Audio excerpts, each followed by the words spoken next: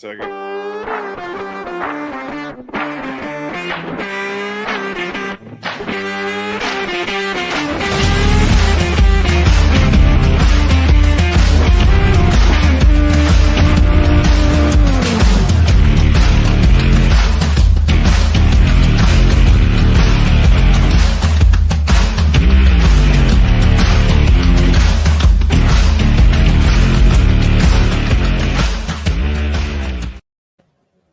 What's going on, everybody? Thank you for tuning to another episode of Right on Cue Podcast. As always, I'm your host, Logan Chestnut, El Jefe Right on Cue, and then joining me besides my barbecue brother, Mr. Keaton Helms of Cook Shack Barbecue. What's up, big guy? Cheers, my boy. Dude, I don't know about you, but I feel like it has rained at least 10 inches in the last 2 days at my house. I am in my trailer currently, and we are floating down the street, I swear to God. Dude, we missed it. It's been beautiful and sunny here today. So, God, that just goes to show you God favors Tennessee more than Mississippi. You know what? You might be right about that, but let's not bring that up, okay? Let's just not. I am. Y'all need to pray harder. Well, how was your weekend, bud? It was great, man. It was good. What did I do? It was what did I do? Oh, watched World Cup football, aka soccer, as we here in Americans call it. Man, me and my son are obsessed with it. We're watching all the games. It's been a blast. And then yesterday I did one of those rare times where you go hard to the paint on a Sunday when you shouldn't. And I met up with my buddy, and we went out to this sports bar and drank entirely too much and watched soccer and got in trouble with the missus because I stayed out too late. But, you know, it is what it is. But good times had by all. It hurts a little more than it used to. Today was, oof. But I'm here with you. You can feel it right above that rib, right below the rib cage. I tell you what, man. Like, Keaton, how old are you? 38. 38, yeah.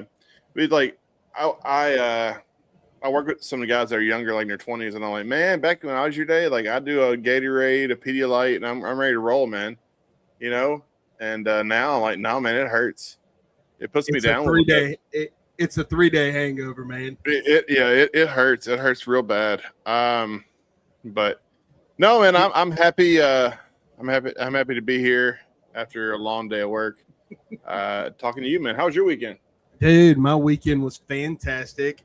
Got to kick off the World Cup. I catered a gig last week, and it was a soccer camp at one of the local junior colleges. So I got to bring them a buttload of chicken breast. And when I dropped it off, they were watching the World Cup on the Jumbotron at the baseball field there. And I thought that was the coolest thing in the world, just to see that. Just dope. A bunch of middle school kids out there getting to experience the World Cup for the first time on the Jumbotron. So that was a lot of fun to see. It was a lot of fun. I feel like soccer's a lot more popular now than it used to be. Like, I was kind of the outlier whenever I was a kid. Like, I always loved soccer. And I remember it was like, now, like, my son knows, like, Messi and Ronaldo and Ronaldinho and some of the other players. And I'm like, man, like, soccer's becoming huge. Oh, dude, it is. I know down here on the Mississippi Gulf Coast, that is that might be second to football. I mean, it's getting up there. It's exciting to see. I know my daughter mentioned doing soccer, and we let her do it for 3 or 4 practices, and she was like, nah, I'm good. Too much running. Taking after her old man. I did soccer one season, and I don't know if you're familiar with soccer, but soccer goes all year, and they take a long hiatus in the middle of the year. And my dad, when we got to the hiatus, my dad was like, yeah, we're not going back. And I was like, okay, all right, whatever, Dad. But dude, I played soccer for 8 years. Did you really? Mm-hmm. Just a massive – were you a goalie? I was not, actually. I should have been. No, I was a right fielder. Wow. I would hate to see you coming down the field. Oh, it was hilarious, like Bigfoot on wheels. But dude, shout out Umami. Baby. I'm over here I'm a little hungover, so I need salt. I'm over here like fingering this umami and like, you know, it feels so good. Oh my goodness gracious! You know it tastes good, But It does. It's freaking delicious. Those it's shiitakes. so damn good. But talking about seasonings in the state of Louisiana, Yeah. we've got a guy tonight that is a world champion barbecue sauce wrestler. I don't know if y'all have heard of him. His name is Saul Dupuis, and he is. I hope you've got the belt, Saul. If you don't have the belt, I'm gonna be pissed off. But he is a good buddy of mine, and we are happy to have him on. Everybody, we've got Saul Dupuis here with us, and dude, how the hell have you been? Been great, bro. There's the belt right there. There it is. Boom. There it is. I see it. Hey, you worked hard for that belt, didn't you? I did. Thanks to you, brother. Hey, well, all right. It was a last-minute fill-in. Little backstory here. Saul and I cooked together at Memphis in May this past year, and I couldn't get off work in time to participate in the wrestling event, and because that's what it was. And Saul graciously stepped in and kicked some ass for it. Can you tell us about the event? Man, where do I start? So, I've seen it. I looked it up on YouTube. I saw it in Memphis in May last couple of years, but I never really paid a lot of attention to it, right? So I kind of knew what to expect, but I didn't. And then they kind of threw a curveball. So they have us go in there. You get on your knees in about a foot of sauce, and you're basically like Roman Greco wrestling, headlock, chicken flip, all kind of stuff, these guys. There's a video out there, man, and I wish I know what you're talking about now. I wish I had it to show the people, Saul, but I would never do that. No, yeah, I think it needs to be on the World Wide Web. I gotta find it somewhere. It's on my phone. I was not prepared to talk about this. Literally, it just came to my brain. Saul, he rips his shirt off before the match, and he throws it up in the air, and it lands on that poor guy's head. And then Saul just commenced to whooping the hell out of him. It was a good time. Oh yeah. All right. I digress. Hold on. All right. Real quick before we move on to bigger and better things. I was really excited about the sauce wrestling until I realized it was dudes. And it lost its luster for me. But man, congratulations. Thank you. Kicking ass there, man. I always wanted to be a world champion in barbecue. I just never thought it'd be wrestling, Saul and I on Friday night, we went walking around and we found the guy, and we stood outside of his booth at Memphis in May, and Saul held up his belt in front of his booth for about 5 minutes. What was that scene with the guy holding up the radio outside the lady's window? That's what Saul was doing. Molly Ringwald. Yes. yes. All right. Hey, enough about wrestling with half-naked dudes. We can move on from that. Tell us a little bit about yourself, Saul. Where are you from? What are you doing now? All right, man. So I'm from a little town called Karen Crow, Louisiana. If you're familiar with Lafayette, we're right north of Lafayette.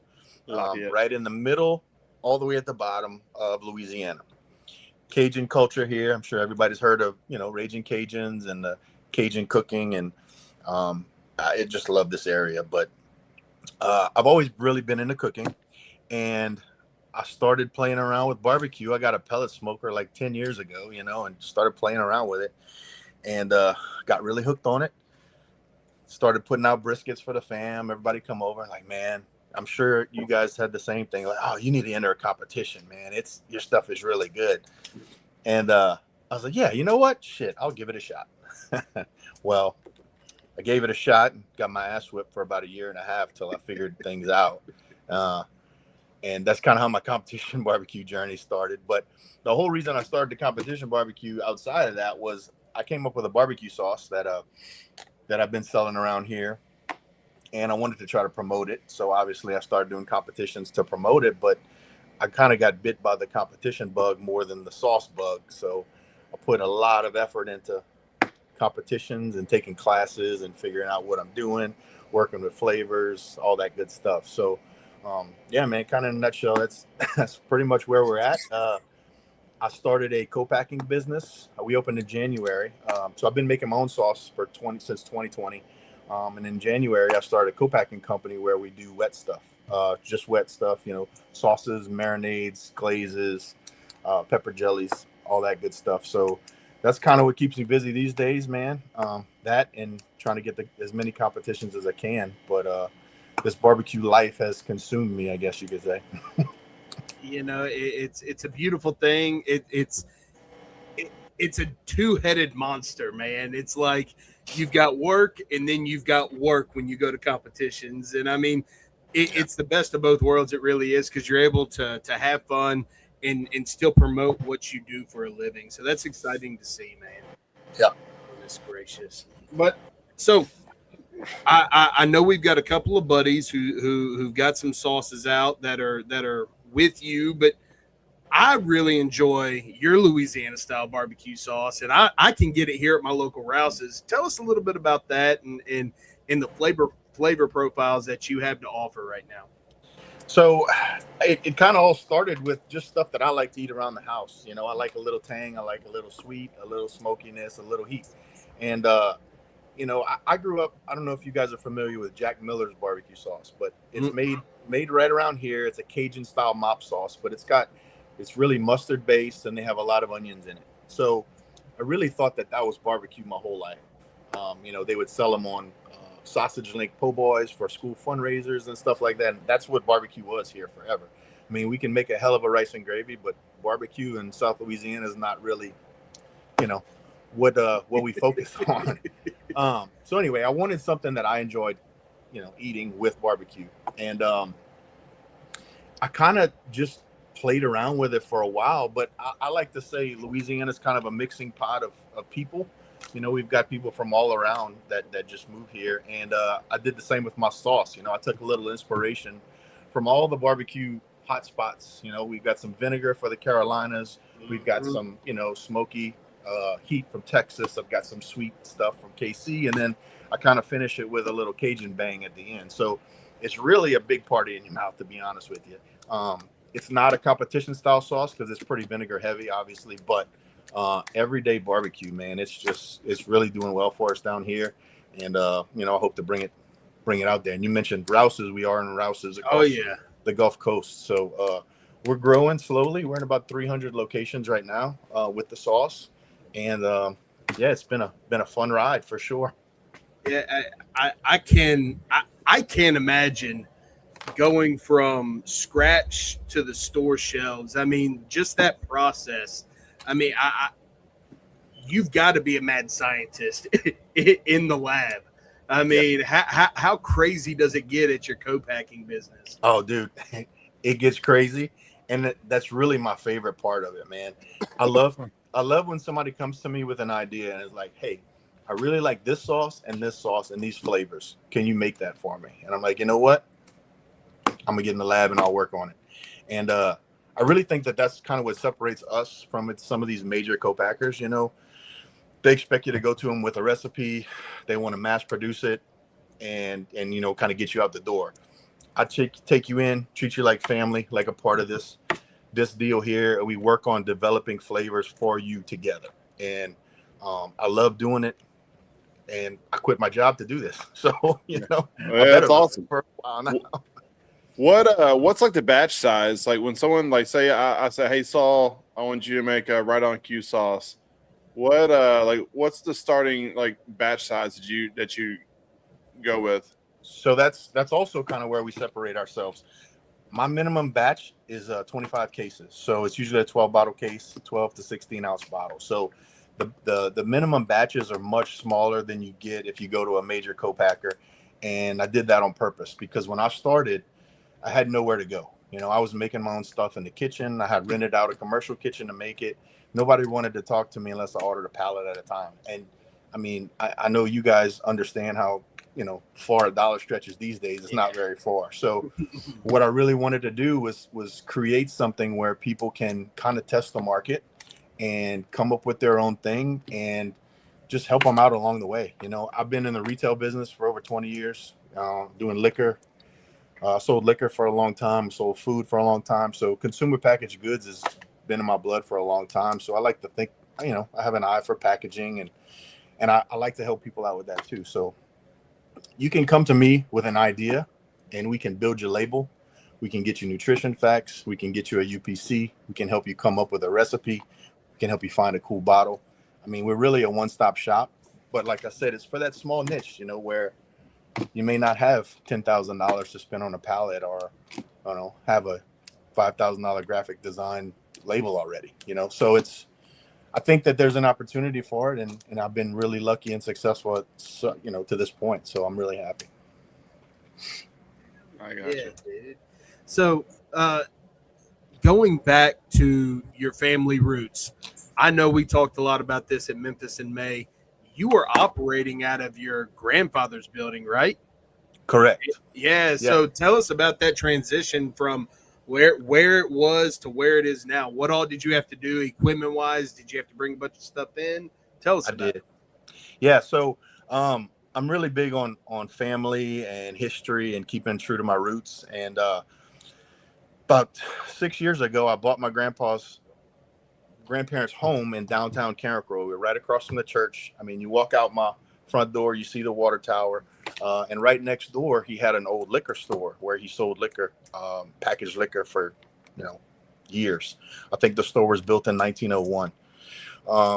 So when I bought the house, we were renting this out to a little restaurant, and they were doing ball crawfish and stuff like that. So it had some of the bones in here, but there was a lot of gutting I needed to do. I put in commercial kettles, labeling machines, bottle washing machines. We put in quite a bit to get it ramped up to what it needed to be.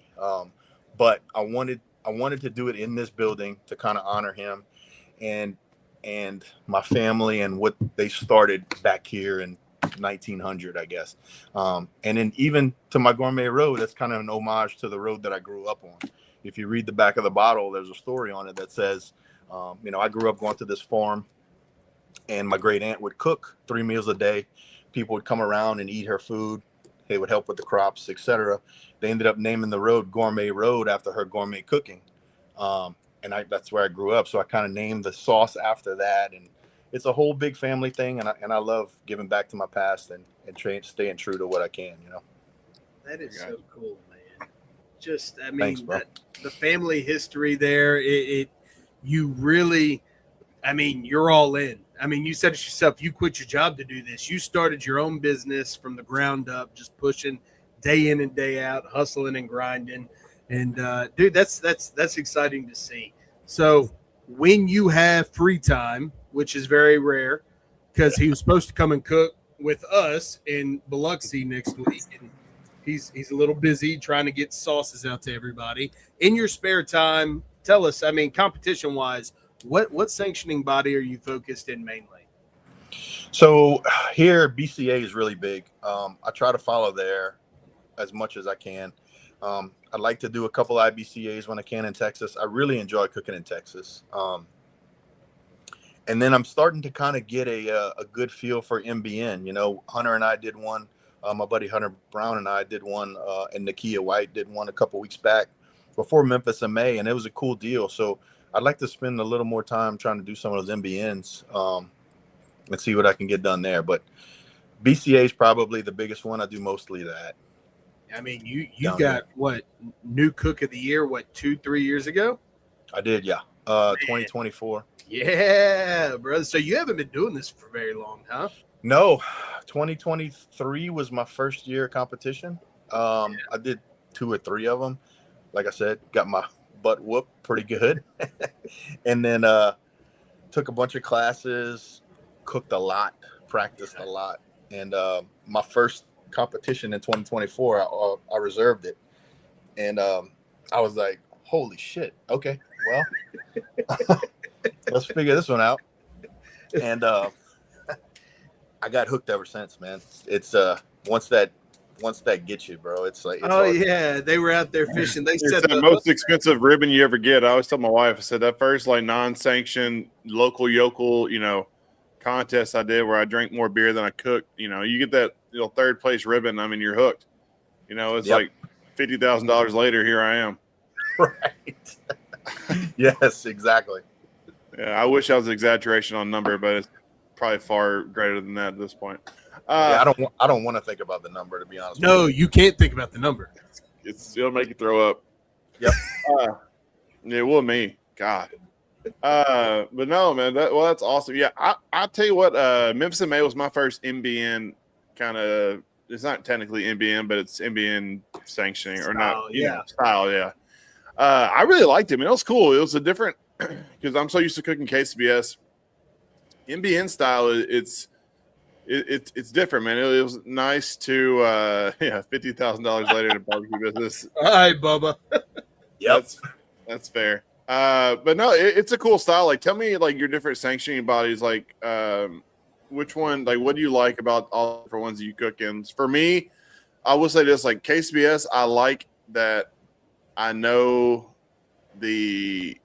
what I'm cooking to. As far as like the style, like I know like what I'm cooking to. With MBN, I was kind of a guessing game this year. But what is something you like about all the different sanctioning bodies you cook in?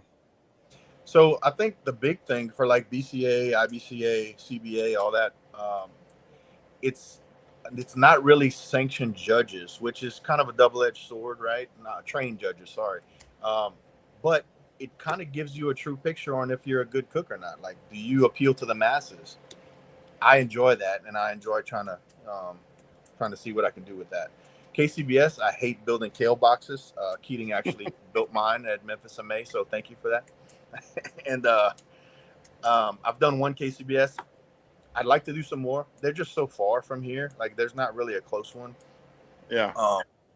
But I did enjoy the KCBS. It was kind of cool to just be nonstop. You know, those turn-in times just keep backing up on you. Yeah, that's so fun. Like that. I mean, I was a bartender for years in the high-volume club, so I love moving around and just, rolling and going.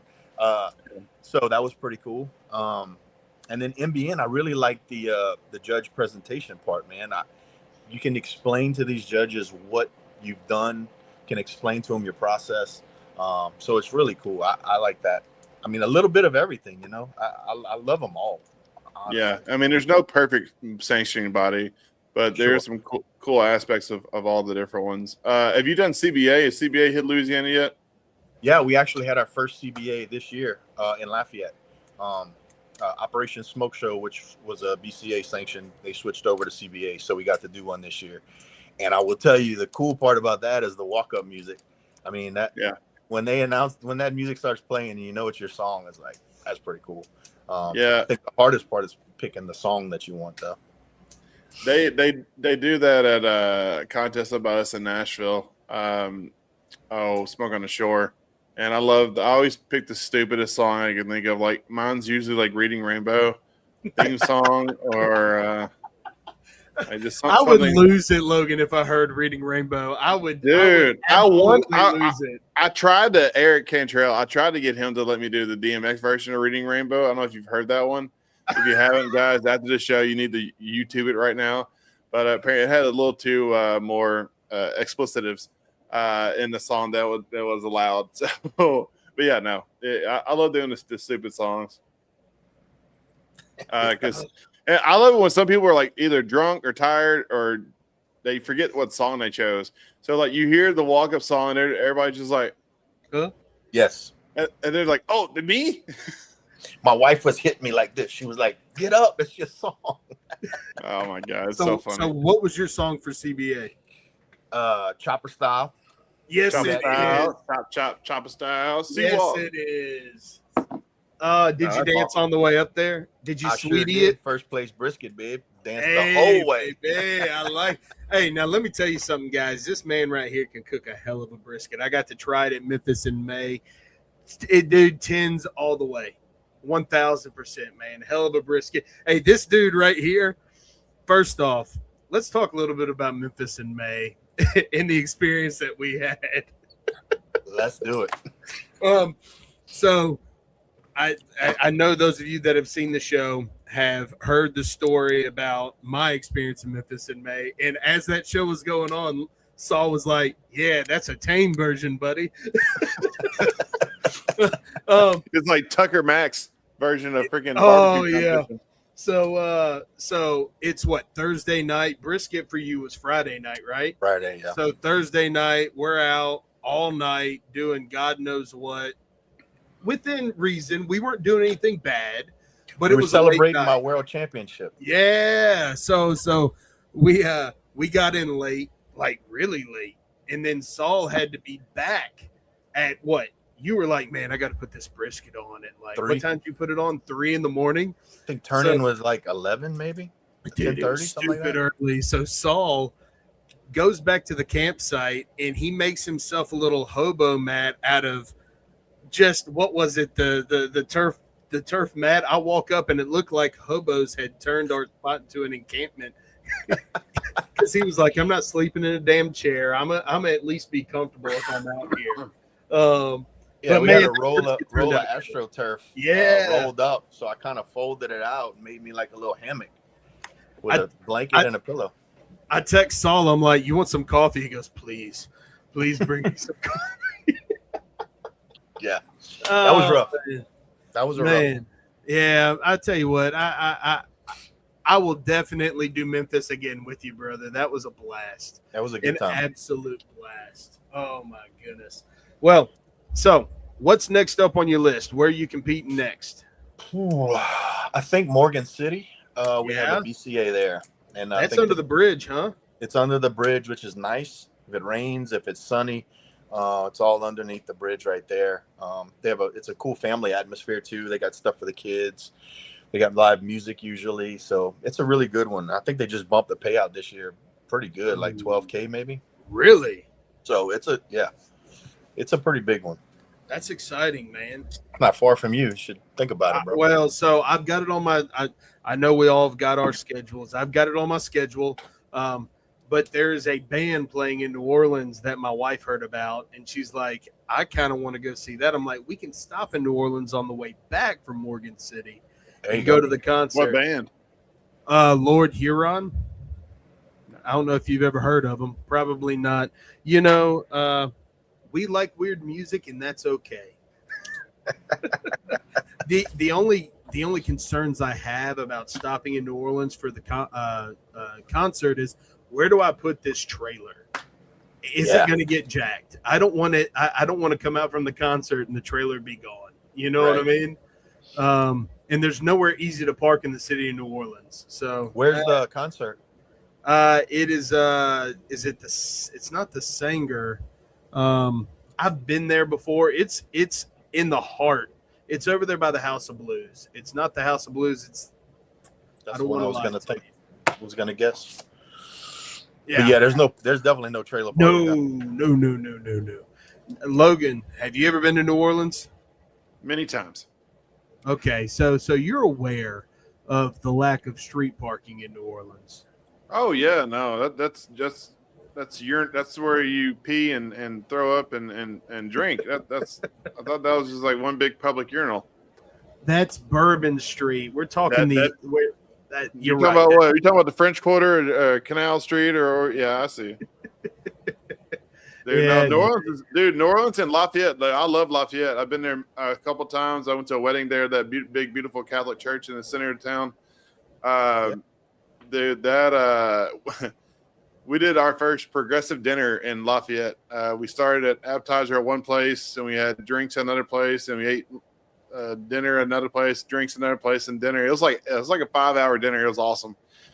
Dude, but some great food spots here, man. We really do. Man, the state of Louisiana just is like, I'm from Nashville area, and like, you know what, we have amazing musicians every, you know, Tom, Dick, and Harry bar around here. Same thing with like Louisiana. Like, if you're not a good cook, you ain't making it. Like, some of the best gumbo I've had in my life are some hole in the wall, you know, bars. Yep. And it's bomb. I literally had one bowl. I was like, can I have 2 more? Because it was insanely delicious. Yeah, you'll get a better meal at a gas station here in Louisiana than you will somewhere else. 100% correct.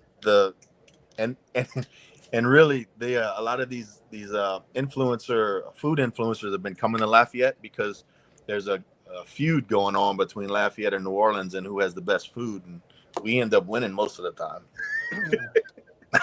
So, I mean, all right, you want to talk about Cajun cuisine. How much of that influences what it is you cook for competition? Do you try and put a spin on it? I do. A big thing with Cajun cooking is layering flavor, and that's what we do in barbecue. You start out with the Holy Trinity. It's celery, onions, and bell pepper. Onion. Throw a little garlic in there if you want to add the Pope, right? So that's what we're doing with barbecue, man. We're layering rubs. We're getting that savory, sweet spice on there. I mean, it's the same type of thing. So every Cajun meal starts with onion, celery, bell pepper, and garlic. Every one of them. If they don't start with that, don't trust it. Don't trust it, huh? That's right. Can't be trusted. So would you say, because I'm cooking a lot of Louisiana this year, would you say the fine people of Louisiana would prefer their barbecue to be sweeter, savorier, or with a little spice? So just like everywhere, man, it depends on where you go in the state. Like here in Lafayette, I think we can do it a little spicier. Morgan City, they don't like a lot of spice at all. Really? So I stay away from it there. And then when you go up north, they don't mess with spice too much. So I keep it pretty sweet. So it just really depends. I mean, just like everything, where you're at, you try to cook for the crowd there. So Logan, you said it earlier. I love KCBS. I really do, because you cook to a standard. You know, the flavor profiles are going to be pretty much the same no matter where you go nationwide.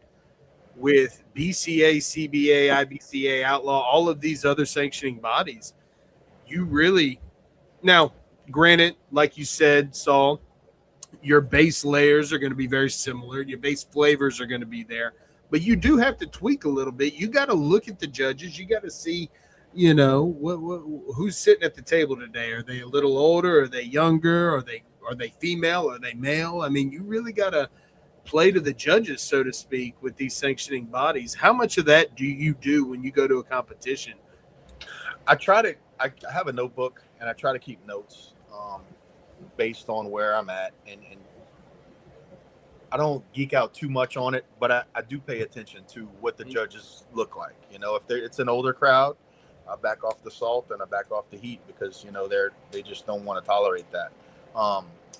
So I try to pay attention to what's going on, and I think it's really helped, honestly. And then sometimes it's just a complete crapshoot. You just throw it out and see where it lands, man. Yeah. Just best of luck to everybody. Get judge number 4, right? Who you got 10s across and then 1 6, and you're like, what the hell?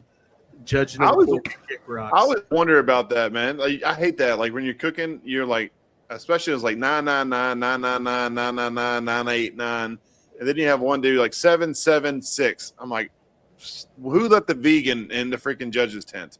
Right. Because I'm just like, dude, like how did your piece of chicken or your piece of rib was so much worse than everybody else's there? And I don't know if it's just me trying to console myself. I'm like, man, you did really good except for that one judge. Just keep going. Or is it, hey, you need to take something out because there's something in there that somebody's not liking. So I get into a mental warp on that stuff. Don't beat yourself up, man. Dude, don't do it. You can go a dark hole. It can become a dark hole. If you go bury yourself, buddy. Don't do it. Yeah. So I roll off. Yeah, no. I got to ask you a question. I love Creole and Cajun food. It's by far my favorite cuisine. I had it at my wedding. I love everything about it. I love the people and all that stuff. I mean, besides the gators and the heat, love it. No. So let me ask you an opinion, and I want a little Saul, a little Shiggin here. Boils are huge down in Louisiana culture and in Mississippi. I mean, I'll do a lot of boils, I'm sure. What is your favorite? Like when you're doing a boil, what is the base that you're seasoning the water with? What is your go-to kind of good question? So I will use Louisiana crab and shrimp boil. They make a lemon and they make a garlic liquid. I put one of each of those in there, and then I'll run just the bag seasoning from them and throw in a little white pepper and not much else after that, man. It's those companies make some really good stuff, and you don't have to do too much to it. So you don't add like whole lemons or oranges and stuff like that into it? I don't. I'll do. Maybe I'll put a little lemon extract if I think it needs a little, But that lemon, I think it's Zatarain's, not Louisiana. Now that I'm thinking about it, it's a lemon flavored crab boil, and it's pretty strong. So it gives you that nice little kick of lemon. Yes, Zatarain's. Yep. It is Zatarain's, right? Yeah. And they make a garlic one too. So you prefer the Louisiana boil? I do the dry boil. Yeah, The Zatarain's one is a little too salty for me. You know what? I don't think it's salty enough. I think it needs more salt. Hey, make them fingers right? Swell, bro. We know you like salty stuff there, Keaton. I like to take lemonade, the Country Time lemonade, and I'll mix that up and put it in there, dude. That shit's that's delicious, man. I mean, I never thought of that. Yeah, give it a try, dude. It is on point. It's good. I do love Zatarain. All right, so you're saying use Zatarain's wet mix and then the Louisiana dry. Correct. All right. And the secret is the soak. The secret is the soak. That's the hard part. Yeah. How long do you let it boil? How long do you let it kind of mix and blend before you add any of the? I'll put it straight in there and then get the water boiling to a big rolling boil. You'll see steam coming out the top. I'll drop the bugs in there. Once that steam comes back up, 2 minutes, and then I kill it and let it soak for about an hour. You spray your pot till they start sinking. Yeah. You spray it? I do sometimes. Yeah, it helps. You do the bag of ice in there?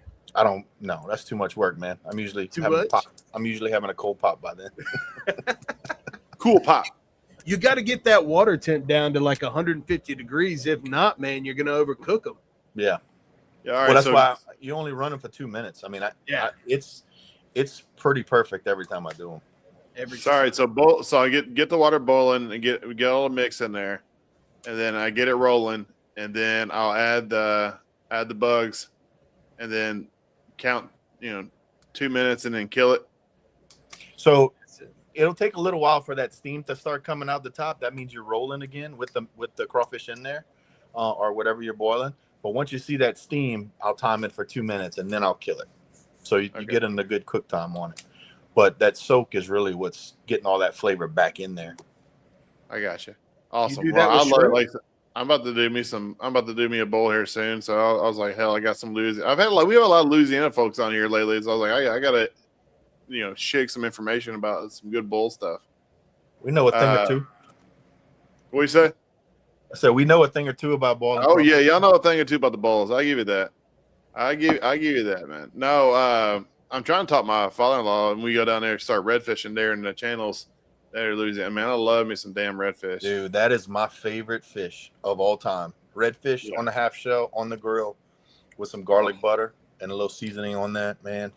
It's hard to beat. But you can get that stuff cheap though down there. Like for me, I pay a fortune for a redfish up this way. There's a couple like seafood spots that they'll drive down to the Gulf and bring it up like about a few times a week. But man, I'm so jealous. Everything I'm jealous about Louisiana. I mean, y'all can get shrimp cheap, you can get oysters cheap, you can get mud bugs cheap. Dude, what's your definition of cheap? Because it's still expensive down here. Yeah, it is. Well, and you're not paying Nashville prices. The farther away from the coast you go, the higher the price goes. Yeah. Oh, well, you know what though? The oysters down here, they are such a delicacy, and I'm gonna be honest with you, it's hit and miss sometimes because if the water's not cold enough, you really don't want to eat those oysters. Man. Right. You got to be careful, dude. Oh yeah. You can get sick if the water's been warm and you eat oysters on the half shell raw. Dude, be careful, man. Yeah. What's the saying? How does it go? I think it's you only eat oysters with the. And it must end in R. R-Y. Yeah. Yes. R-Y. Yep. You got to be careful, man. Yep. No, but dude, I remember my first time to New Orleans. I stumbled upon this little hole in the wall bar, or maybe it was Lafayette. It was one of the two, and they had a special. It was all you can eat oysters, and it was $1. It was $1 beer or something like that, or 2 for 1 beer, 3 for 1 beers. I love New Orleans. 3 for 1 beers. I've never seen it anywhere. And it was all you can eat oysters. It was like for $50, and it was like 2 for 1 beers. And I'm like, y'all are about to lose money. Lose it big time. Yeah, it was me and a bunch of my college athlete buddies. We're down there. We're like, oh, y'all are gonna live. Like, here's my money, and we'll just keep a running tab. I cleared. It was a challenge at that point. I cleared 7 trays. Damn. Yeah, I was 7 dozen. 7 dozen. I was miserable. Oh my god! My poop wasn't solid for 2 weeks after that. Yeesh. And this was at the hole in the wall bar. Yeah. Yeah. Hey, And you ate oysters from a hole in the wall bar. he Yeah, risked it all.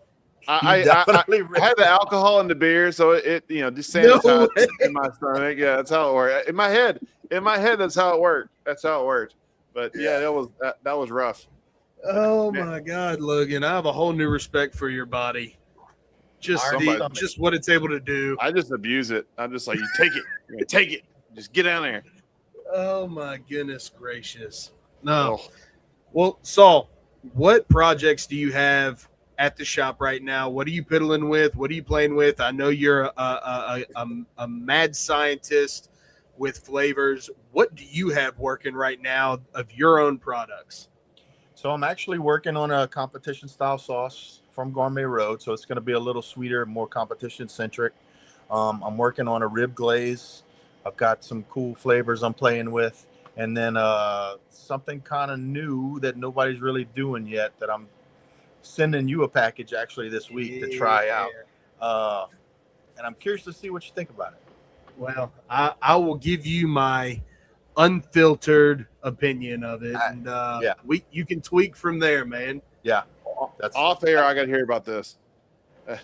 I will fill you in off the air on what it is. That out. Saul's got to keep some things in his back pocket. No, right? I get it, man. You got to keep the magic in the bag sometimes. Right. But hey, let me ask you a question. When you're making when you're blending these these sauces and whatnot, what does your ingredient cabinet look like, or what I wish I could show you right now. It's crazy. I mean, how much do you order at a time of all these different kinds of ingredients? I'm sure you just have astronomical, because some people have some weird stuff in their sauces and brines. I've seen some stuff that is never thought of that combination before, but hey, if you like it, I love it. Let's run with it. If you're paying for it, let's go. For a batch and stuff, obviously I'll order bulk, but I do order just stuff that I see scrolling at night. I'm like, man, this might be something kind of cool. I ordered some dehydrated pineapple a little while ago just to play around with, So I've got a pretty large library, I guess you could say, right now of stuff to play with. Do you have to worry about shelf life on a lot of stuff? Because obviously, some of the stuff more so than others have such a short shelf life. Are you when you order those kind of items, and a lot of those items aren't cheap either? Are you have something in mind you're doing immediately to play around with, or do you absolutely. And most of the time it'll go into a project that's going to be shelf stable. So I make sure we're checking the pH and the water levels on everything that we're putting out here, and I do the same with the stuff here just to make sure that nothing's going to go bad. And but I'll give you an example. So for here, a lot of people use crawfish dip, which is a mayo-based sauce. It's mayo, ketchup, usually some hot sauce and stuff. Well, mayo can go bad pretty quickly if you don't cook it right or seal it right or whatever. So I had a one situation where I was filling some little small cups and the mayo was bad, and it popped the seal of the cup, so that happens quite often. But we do take every precaution to make sure that we're not putting out products that aren't shelf stable, or will get people sick, obviously. So that's a big thing here, is I want to keep everything safe and make sure pHs are right, make sure we shelf stable, make sure there's no water bacteria activity going on in there, all that good stuff. I'm sure you got to be super anal about all that and cleanliness and all that. Oh man, I've got a binder with every project in there and document lot codes of all the ingredients that are coming in, and it's extensive. It's way more than I thought. Yeah, I was just about to ask. You know what? I'm gonna start co-packing, and then I'm learning a lot, but it's way more than what I expected, which I love. I'm not complaining at all, one bit. But it's been a really cool process to learn everything and figure out my own processes and how I keep track of everything. What No is key. one of your what is one of your wildest like ingredients that you had somebody put in a sauce? You're like, really? You want this? Like, what is Caramel. something that's kind of, what'd you say? Caramel topping.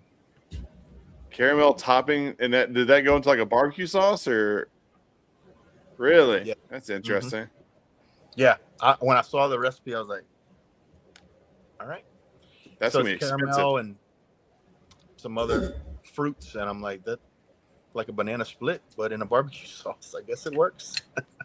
I mean, yeah, I mean that's cool. I bet that's gotta be crazy expensive though to source like large quantities of caramel sauce. That's also been a challenge, is finding all this stuff. You know, I mean, I used to work for a food distributor, but so I have contacts with a lot of mainline stuff. But when some people want some of these kind of off the wall things, it's hard to find. Like I do a lot of hot sauces, and I had to find pepper mashes for all these real crazy peppers, like scorpion peppers and Scotch bonnet peppers and all that stuff. So that's a big part of it, is doing the research to try to source all these crazy ingredients. I got Yeah, you. just scouring high and low for these very unique flavor profiles. I mean, how much time? Do you dedicate? Because you have to have time management. Do you dedicate like the mornings where you're like, all right, I'm gonna go and find this shit, or is it just when they come to you, you're like, all right, I'm on it? Yeah. So a little bit of both, I guess. I'm always on my phone looking at stuff, and it's trying to find really cool ingredients that would be that. Hey, like I said, the freeze dried pineapple. Hey, that might be kind of cool in a sauce. Let me try that out. So I'm always looking for stuff like that. But usually when people come to me, I have to go and find it. I mean, Immediately, yeah. I think I've got a pretty good idea where I can get most things now. I'm sure there'll still be some surprises in the future for sure. But I think I have a pretty good grasp on where I can find most of this stuff. Bottles too. That's a whole nother ball game. Really? Somebody wants a different kind of bottle. You got to go and find that and ship it in. And yeah, it's a lot of research for sure. It's stuff you don't think about. Mm-hmm. So how big's like your operation? Is it just you, or do you have a lot of help? Or so it's me primarily. I do have a little high school student that I hire who comes in the afternoons and helps me clean up. Like he washes the kettles, washes all my pots, mops the floors and all that good stuff. So I have more time to focus on making the batch and coming up and doing people's samples. So I'll do samples for people. Obviously, we go back and forth to see if it's exactly what they want. So that gives me a lot of time to do that. But it's a 2-man operation right now. Now your wife isn't helping? She does. You better give her credit. She's watching probably right now. Lori, 100%. And she does help 100%. She's a behind the scenes mastermind. She is a business guru. She helps me with all the stuff I don't want to think about. Business contracts and accounting, bookkeeping. Oh my gosh. So that's her lane, and we make it work. Hell of a team right there, man. Yeah. She couldn't do it without her at all. Yeah. Let me ask you a question. Because you make jellies, you make sauces, and you said you make marinades. What is the primary difference between like the ingredients of a sauce versus the ingredients of like a marinade versus the ingredients of like a jelly? I've always been curious about that. So jelly, anything gelatinous has pectin in it, and pectin is the chemical compound. I'm not a chemist at all, but I've been playing around with chemicals. That's the thing that holds everything together and gives it that jelly consistency. So if it's got pectin in it, it's going to be a jam or a pepper jelly or something like that. And then marinades usually aren't cooked. So it's usually just kind of mixing things together. We do cold fill here as well. We don't have to cook it. So we mix it in a batch. And then the sauces usually are cooked products because some of them have raw ingredients in them, onions, bell peppers, whatever people want to put in there. Most sauce has to be cooked legally to 180 degrees. Then you have to hold it for 10 minutes. And then you have to make sure your pH is under 4.1 for it to be considered shelf stable. So you don't have to do that with like a cold fill marinade. You don't have to cook it to 180 degrees, obviously. You just have to have the proper sanitary bottle cleansing program to make sure that that's okay. So that's kind of the main difference between those three. Mitch Bedwell asked, what is your capacity from minimum to maximum in gallons? So minimum, like I said, 25 cases, which is usually about, I don't know, 30 gallons or so. Maximum, I've got two 60-gallon kettles, but I mean, I can run those twice a day if I need to. So but we're looking at 120 gallons a day. I mean, when you're talking about 12-ounce bottles, it's quite a bit. So that process, I mean, from start to finish, how long does it take for you to make a 60-gallon batch? So it depends on the product. Like I was talking about the Jack Miller style, a lot of people here like that style. So I do have a few customers that are doing that, but you have to cook those onions down to where they're, I mean, almost bite through. And in a 60-gallon pot, that could take 4 to 5 hours getting it hot, and cooking it down that much. So a marinade that I don't have to cook, I could get it done in an hour and a half. Something like a Jack Miller style, it may take me all day to cook it down. Just depends. Now, what about our boy Hunter? How long does it take for you to make his GC? Hunters, I can probably bang out in about 2 hours or so now. Okay. Yeah, I got a regular barbecue sauce that doesn't have any kind of raw ingredients in it, raw fruit or raw vegetables, stuff like that. I can usually do within about 2 hours. That's just cooking it and getting up to temp, and that's the longest part because I have these steam jacketed kettles, right? that fire the flame up the back, and then it creates steam all around, so it's not going to burn anything at the bottom, but it does take a while to get it hot. That's pretty damn cool. Yeah, those kettles are pretty impressive.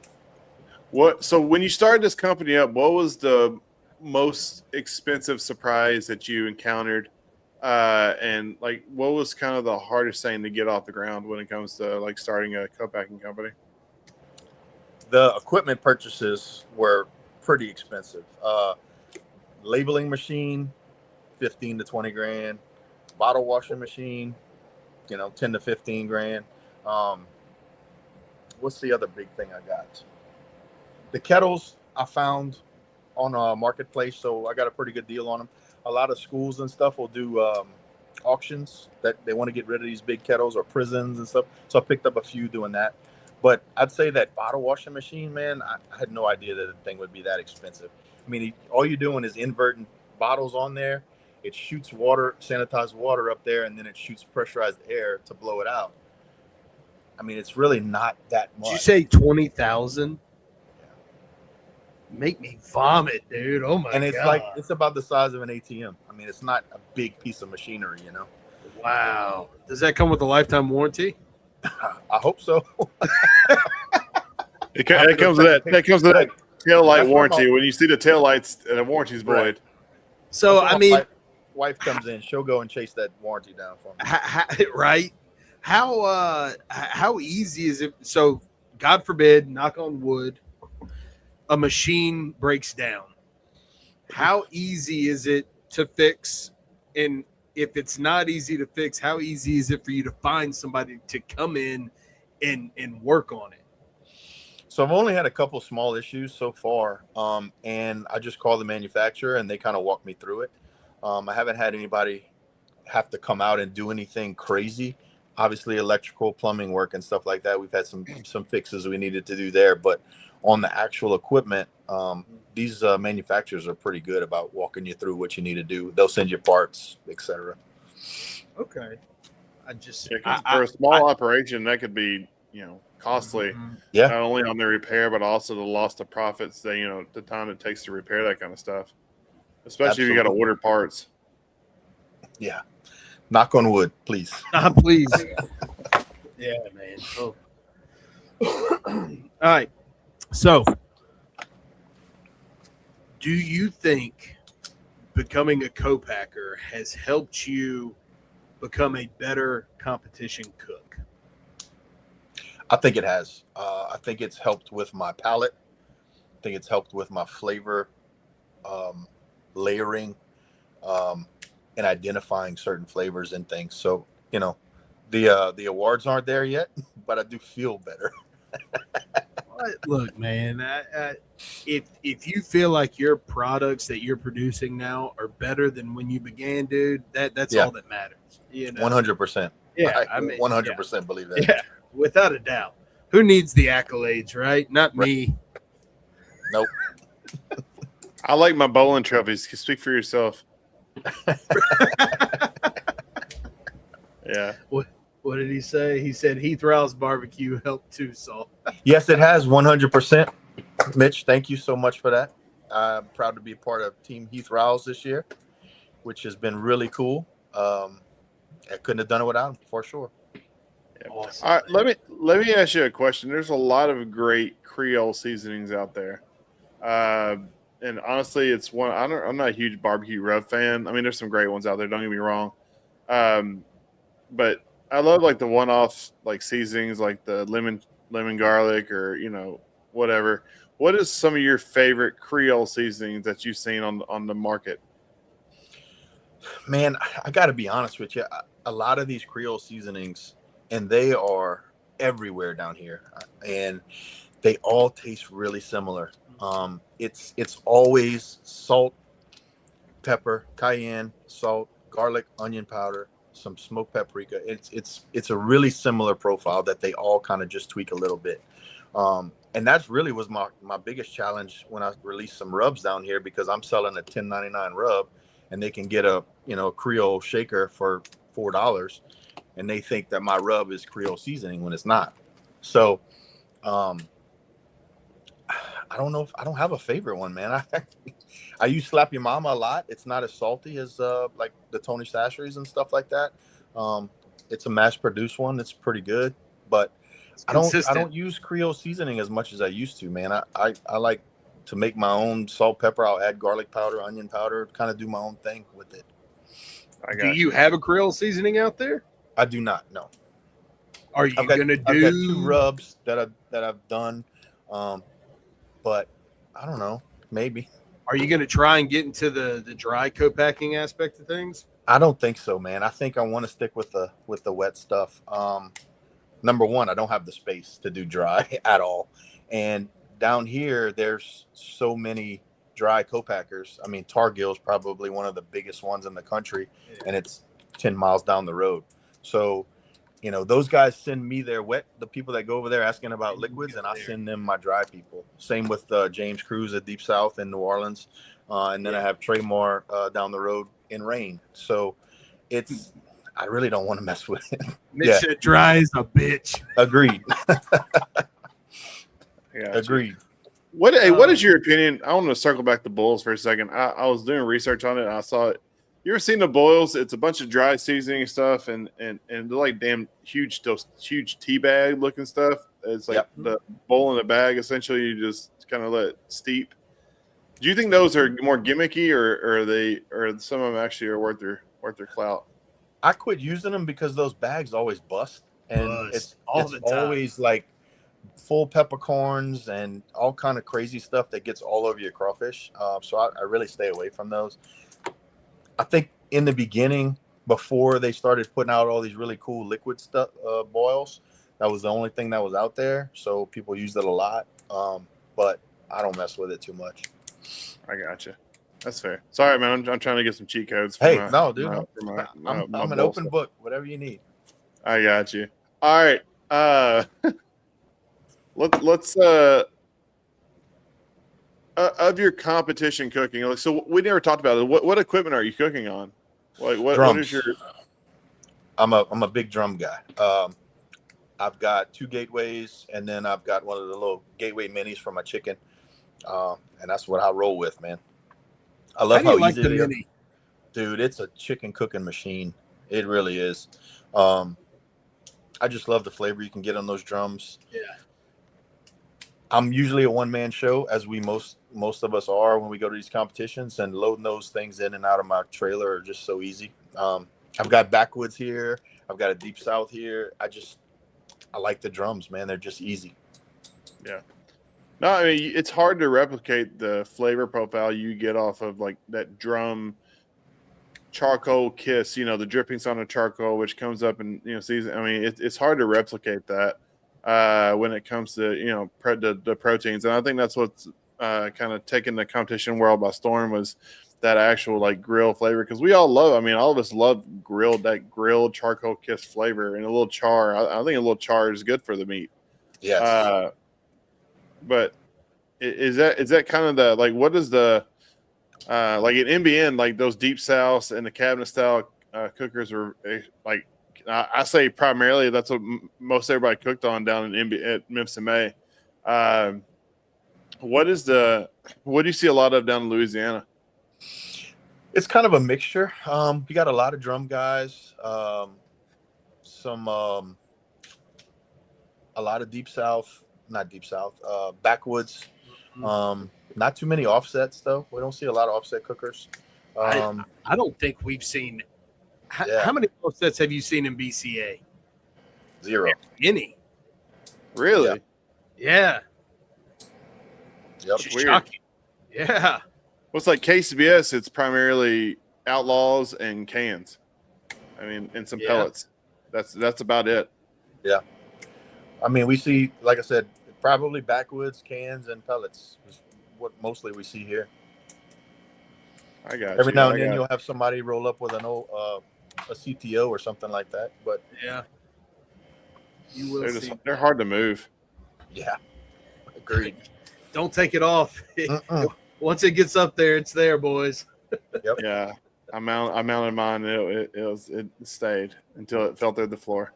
Yeah, it's terrible. You look back in you're driving down the road and you look at your trailer, and on your back porch you see your CTO doing this. I'm like, oh crap! And then also another rookie move I did, thinking the CTO latches would hold while I'm driving down the road. They do not. No, they didn't, did they? No, they did not. It was just a flapping, wasn't it? Yeah, dude. Literally open, and I had the grates like working their way out. I'm like, no. That happened with my Traeger. The hopper lid flew up, and all of my pellets were littering the road. Oh, nice. It is what it is, man. Right. Hey, barbecue blenders. Yeah. Speaking of barbecue blenders, Saul, this is one of my favorite questions to ask the guests. Going back to, for you can do a business story or your competition story. Give me one of your all-time greatest screw-ups that turned out to either be a great story or a great ending. Oh, man, that's a tough one. All right, I got one for you. So, I think it was 2024. Paragon Casino did a BCA in the spring, and if you placed in the top 10, you made it to they called it the barbecue bash, and it was a $5,000 payoff for first place, $2,500 for second. Anyway, the top 10 that made it was a guaranteed payout. So I snuck in. I think I got first place brisket in the spring, but I didn't walk on anything else. So I snuck in the top 10 because it's a point system in BCA, and with like a 9th place. Well, the weekend of the barbecue bash with the big payout, I had been fighting kidney stones the entire week. Yeah. And the night that we got there, I get everything set up and I just can't sleep at all. I ended up having to go sit in the bathtub. It was miserable. I don't know if y'all ever had kidney stones, but they fucking suck. It's not fun.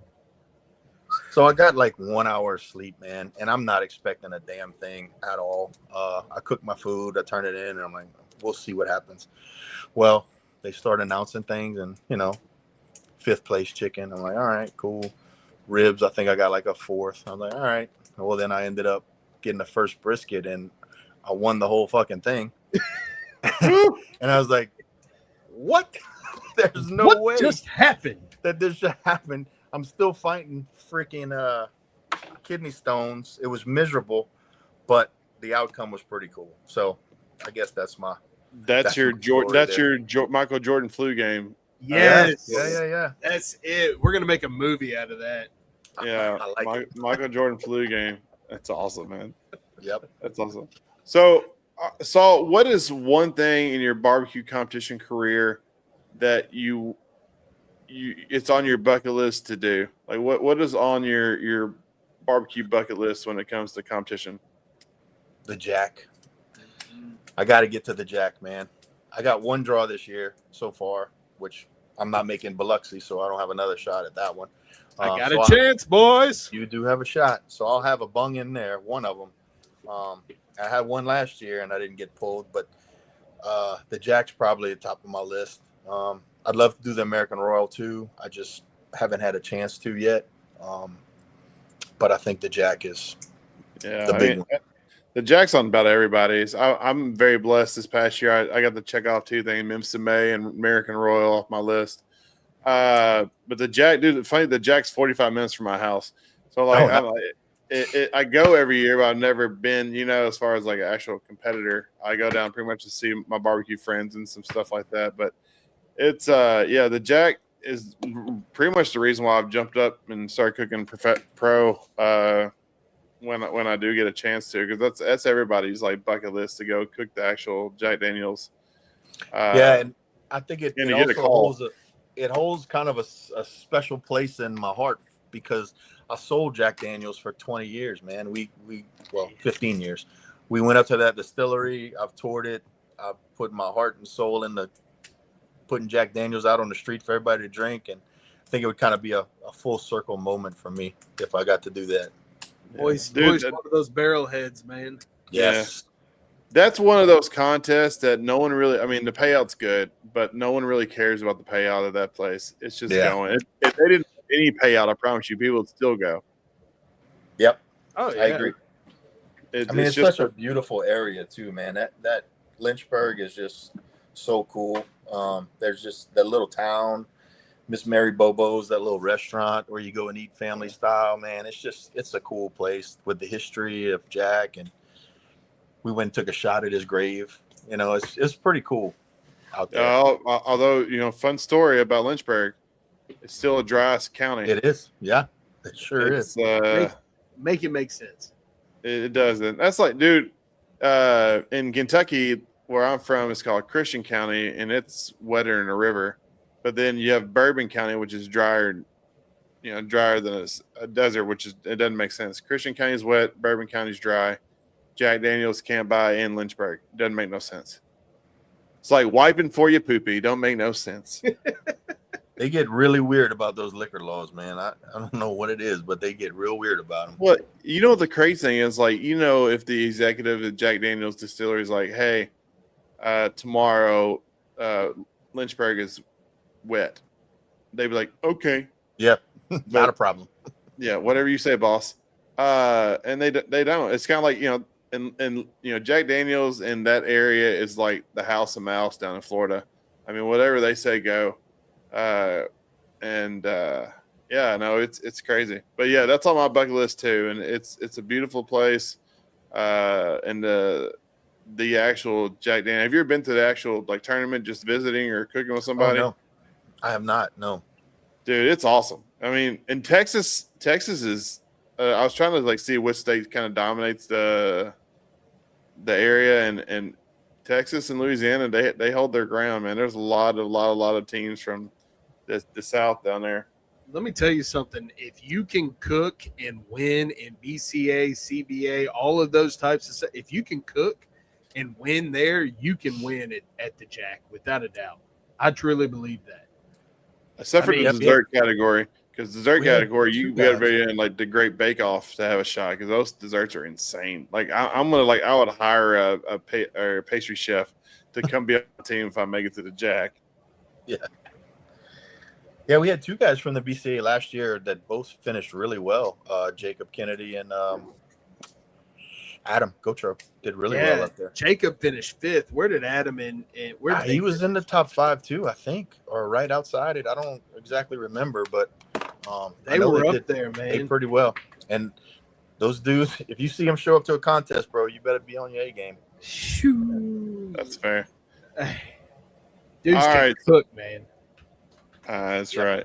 All right. Hey, Saul, I appreciate you coming on the show tonight, man. It's been an honor and a pleasure. But this is the time of the show where I like to do a little quick round, some quick questions I like to ask all of our guests, and don't think too hard on them. and then we'll finish up. Let you give a shout out and let people know where to find you. Sound good? All right, cool. All right, man. All right, buddy. If you have a meat Rushmore, who's going to be on that mountain? Like people that you look up to in the barbecue community, or business, or competition, or anything in general. Who's on your meat Rushmore? Man, you got to put Myron up there, right? Myron Mixon. Okay. I'm going to go Bill Purvis and Phil Breeden. Those guys are just absolute rock stars. And I've had a chance to meet Bill before. I haven't met Phil, but they just seem like the down-to-earth, awesome guys. Those two would definitely be up there, man. And I don't know how many heads are on Rushmore. 4 or 5? 4. Tuffy. I like Tuffy. He's a mad scientist, kind of like me, man. He likes to play around with stuff. I tell you what, you go to the Jack, you'll see 3 of the 4 for sure. Yeah. They're there about every single year. That's awesome, man. Awesome. Well, I was meat Rushmore. That's right. All right, next question, man. When you're going to a barbecue competition, what is one thing you always that you cannot say a thermometer? That I always do what? You broke up a second. That you always have with you and you cannot say a thermometer. Barbecue comp. A bottle of wine. Bottle of wine, 2 Dixie cups, 3 a.m. We fell in love. That's it. I like it. They make fun of me for drinking wine, but Not at all, my boy. You from Louisiana? That's what y'all drink. Yeah, Cheers, bro. my boy. I love it. All right, man. You're going on a hot date, and the girl asks you to cook. What is the meal you're going to lay down? What spread you're going to lay down to really impress her? Well, shit. I'll tell you what I cooked for my wife to snag her. How about that? Yeah, I mean that's a good start. I did a filet, obviously, lobster, mushroom Parmesan risotto, grilled asparagus, basic steak stuff. Sure. But I think really what hooked her was my meatball stew. I don't know if y'all have heard of that up there. Meatball stew? Mm-hmm. That's my death row meal right there, boys. Hold up, man. I've known you a while. And I've never heard you talk about meatballs. Oh, not the wife entering the chat. Yes, she is. I wanted to learn about this meatball stew, buddy. So it's a roux-based gravy, and you just take big meatballs and cook them down in that gravy all day over rice with some we call them petits pois, but it's the little sweet peas, saute them in some butter and sugar, and oh man, it's hard to beat. I'm here for it. I expect to have some the next time I see you. We can do that. Hell my yeah. My wife makes a good meatball stew. So all right, Lori, you're up. What'd she say? It was the steak. My meatball stew is better. Oh, she got your meatballs in her bag. It's all good. All right, she does. Wine of choice. He likes that Boone's Farm strawberry wine. Boone's Farm. Yeah. I drank my share of Boone's Farm. Man, the cheap shit. $8 for a big bottle. Mad Dog 30-30. Here we go. That's a rough one. All right. Louisiana's known for its delicious food, but it's also known for its hot sauces. I want to give you 3 hot sauces and rank them from best to worst. You have Tabasco, Crystal, and Louisiana. Give me your 1, 2, 3. Louisiana, Crystal, Tabasco. Everybody hates on Tabasco. I love Tabasco. It's just that flavor, man. They age them in those whiskey barrels, and it just kind of. Maybe that's why I like it. I like the whiskey from Kentucky. I think it's like the whiskey. Louisiana all the way, baby. All right, man. What is you're taking it back to New Orleans and the Creole? They're known for New Orleans is known for many things. You have Eggs Benedict, down in Brennan's, and you have Café du Monde there for the beignets. What is one thing that is New Orleans is famous for that you think is amazing, and what is one thing you think is overrated, food-wise? Oh, that's a good question, man. Oh, surprisingly, New Orleans has amazing hamburgers. I know this is off the wall, but you can go to a bar and get a amazing burger. I'm talking cooked to temp, filled with cheese. It's outstanding. What's overrated, man? The jambalaya. They put tomatoes in their jambalaya over there. They put tomatoes in their gumbo over there. No bueno for this Cajun. You know what I mean? I was gonna say the hand grenades. That too. God, good Lord. Yeah. Anything on Bourbon Street is overrated. Hey, I like the 3-for-1 deals though. It's the only place in the world you can get 3-for-1 beers. That is true. That is true. And that don't suck. That does not suck. The hangovers though usually do. Those are terrible. I know. I'm riding the wave right now, baby. little caddy walk, as they call it down in Louisiana. Yeah. All right, here we go. Best boudin, and have you ever had Ronnie boudin and Crackling House in Hammond? What's the best boudin? Where can you get it in New Orleans or Louisiana? So I have had Ronnie's, and I know Brad DuPont very well. He cooks with us in the BCA, and he owns Ronnie's. So I have had his stuff, but the boudin capital of the world is Scott, Louisiana, which is 5 miles down the road from me. So I grew up with some of the best boudin around, and man, hands down, the best stop is what I grew up on, and it's my favorite. People will tell you Don's or Billy's. I mean, we have them a mile a dozen, but the best stop has always been there, and it's been really good for me. So that's my favorite. Real heavy liver, heavy spice. Ooh, heavy, I like that. Heavy grease. Yeah, That's what I like. Nice, man. Nice. Yep. All right, man. Awesome.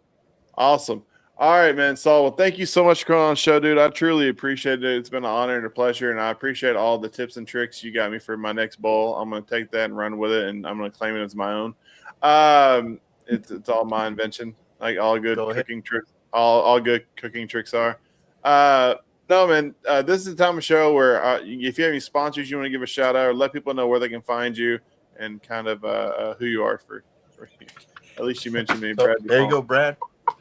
Ronnie's Boudin.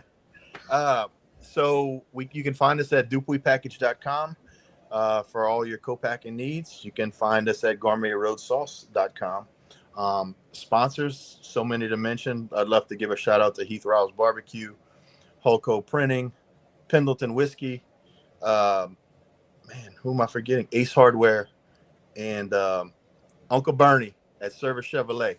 Buy with Uncle Bernie. That's fine. Pendleton Whiskey. You got the Pendleton picked you up? They sure did. Nice, man. That's awesome. We could have had a whole show about whiskey tonight again. Yeah. Hey, I can talk whiskey all night too if y'all want. Lord, I normally would love to, but right now it's not my favorite topic.